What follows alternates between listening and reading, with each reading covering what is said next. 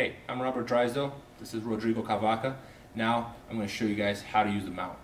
Okay. So, very common position in Jiu Jitsu, what we call a high mount. Once again, high mount is when I keep both my knees under my opponent's armpits and I have both my feet underneath his butt. You see that? Okay.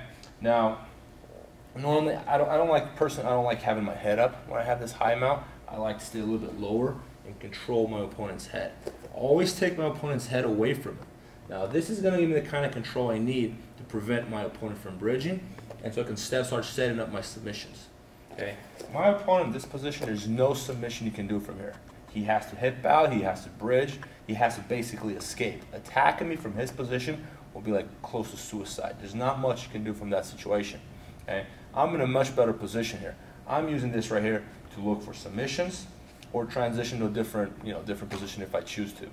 So, going back to my high mount, head control. I take my opponent's head away from him. If I'm controlling his head, I control his whole body. So let's say my opponent tried to bridge. It has no power because I took his head away from him. He needs his head on the ground to bridge. You know? That's a common defense is for him, like,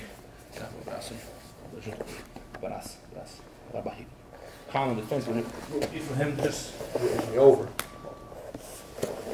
Okay?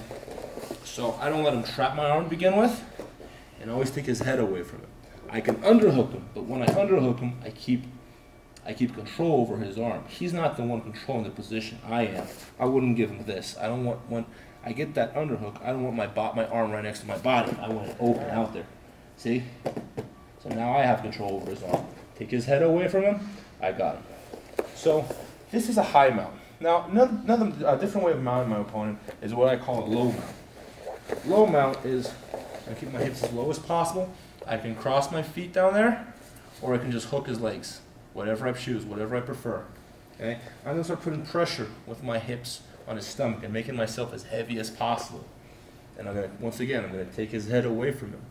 Now, this mount right here, it's better for establishing a position. It's better control, but it's harder to attack. There's less submissions from here.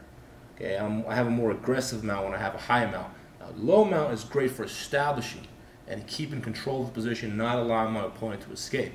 Because now it's even harder for him to bridge because I'm so heavy on his hips, on my hips, and I'm taking his head away from him that he can't bridge. Okay? If he goes to his side, even going to his side is something very hard to do. So he can't even hip out and escape from underneath me. So right here I have great control. On top of that, I always like this underhook right here. Because now I take everything away from my opponent. The only thing he can do is defend himself. Okay?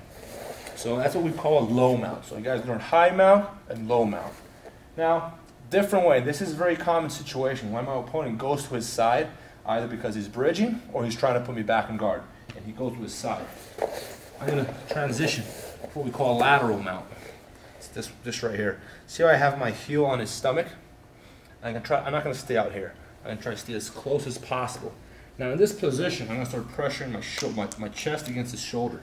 I'm going to stay as low as possible. Here, I'm halfway on his back. I'm halfway into mount. I got a number of submissions here. This is one of my favorite positions in Jiu Jitsu. I have a number of submissions here. I have many options. And once again, my opponent is left with pretty much nothing to do. The only thing he can do is defend himself, escape. I mean, he's in a horrible situation. There's no submission he can pull off from that situation. All he can do is defend himself. So basically what I'm going to be doing is I'm going to try to keep this leg as close as possible to his stomach. I want him on his side. At this point, I don't even want him going back. I don't want him flat on his back anymore. So turn around, Cavaca, so you can see. Notice that